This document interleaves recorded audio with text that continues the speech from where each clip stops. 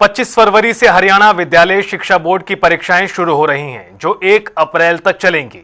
इस पर हरियाणा विद्यालय बोर्ड के चेयरमैन डॉक्टर पवन कुमार ने जनता टीवी से खास बातचीत की। हरियाणा विद्यालय शिक्षा बोर्ड की परीक्षाएं 25 फरवरी से शुरू होनी है और 1 अप्रैल तक ये परीक्षाएं चलेंगी। इन परीक्षाओं की किस प्रकार की तैयारियां हैं, हालांकि आपको एक चीज़ और नहीं बता दें हम, पिछली बार जिन परीक्षा केंद्रों पर नकल चली थी और जो अध्यापक इसमें संलिप्त थे उनकी सूचना हरियाणा विद्यालय शिक्षा बोर्ड ने उच्च अधिकारियों को भेज दी थी। वो अब की बार उन अधिकारियों कर्मचारियों की ड्यूटियां नहीं लगेंगी, ऐसी बात जो है हरियाणा विद्यालय शिक्षा बोर्ड के चेयरमैन डॉक्टर पवन कुमार ने कही है। उनसे पूछ लेते हैं। सर, आपका जनता टीवी में स्वागत है। सर, एक बड़ी खबर जो है आपने बताई कि कुछ ऐसे अध्यापक थे जो पिछली बार नकल चली थी उसमें संलिप्त पाए गए थे, हालांकि उनकी जांच हुई है, अभी जांच चल रही है। सर, क्या मामला था वो और उनकी ड्यूटियां अब की बार क्या लग पाएंगी? जैसा कि आपने क्वेश्चन किया, सबसे पहले तो मैं आपका हार्दिक धन्यवाद करना चाहूँगा कि आपने परीक्षाओं से संबंधित समाचार के लिए समय निकाला। जहाँ तक सवाल आपका उन अध्यापक साथियों से संबंधित है जिन्होंने परीक्षा ड्यूटी में कोताही बरती थी या यूँ कि ढील बरती थी और जो अभी इंक्वायरी फेस कर रहे हैं, ऐसे सभी शिक्षक साथियों को हमने अपनी तरफ से डीबार कर दिया है और उनकी ड्यूटी परीक्षा में किसी भी हालत में नहीं लगाई जाएगी। ऐसे परीक्षा के अंदर जहाँ पिछली बार डिस्टर्बेंस थी, ख़ास तौर पर मेवात के क्षेत्र में, वहाँ भी हमने कोई परीक्षा के अंदर उन स्कूल में नहीं बनाया है जहाँ इस प्रकार की कोई परीक्षा से संबंधित शिकायत आई थी। सर, जिस प्रकार से एचटेट की परीक्षाएं थी, हालांकि गृह जिले में की बात हुई थी, अब की बार बोर्ड ने एक फैसला अलग से लिया है कि जहाँ जहाँ परीक्षा होगी, जहाँ स्टूडेंट पढ़ते हैं या जहाँ उनका घर है उनके आसपास के क्षेत्र में होगी। किस तरह का फैसला है? हालांकि काफ़ी सारे लोग जो है वो शिकायत लेकर के अभी आपसे मिले भी थे। उनका कहना था कि जो सेंटर बनाया गया है वो दूर बनाया गया है, तो बोर्ड किस प्रकार से उनको नज़दीक करेगा?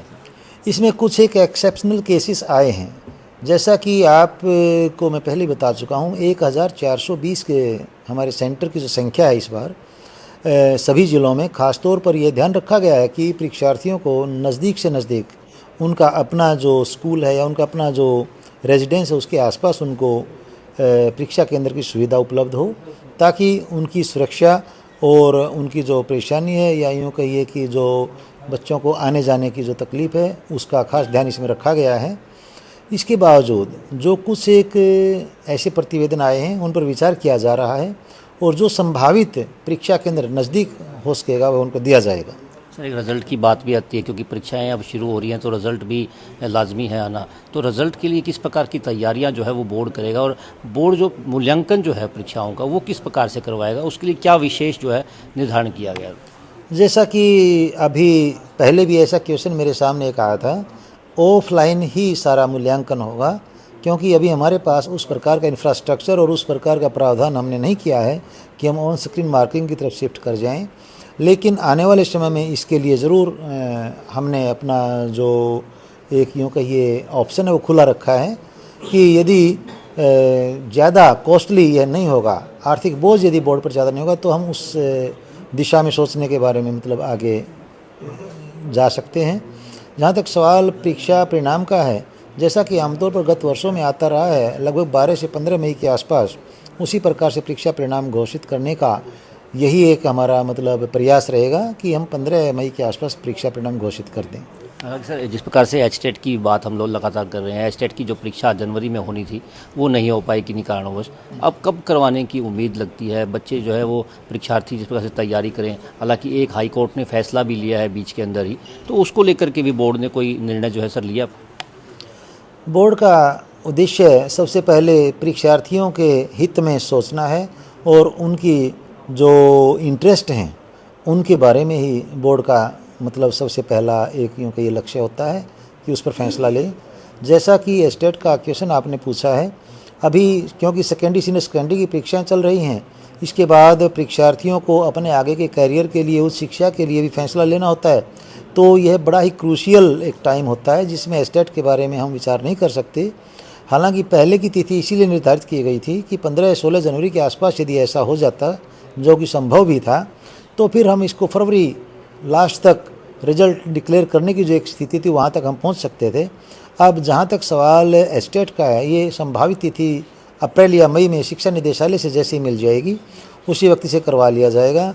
उस समय वैसे भी ना तो मौसम के मामले में कोई ज़्यादा मेरे विचार से संभावना परेशानी की नहीं है, और ना ही स्कूल में कोई उस समय किसी प्रकार की शिक्षण कार्य होता है, तो काफ़ी सूटेबल वह समय रह सकता है।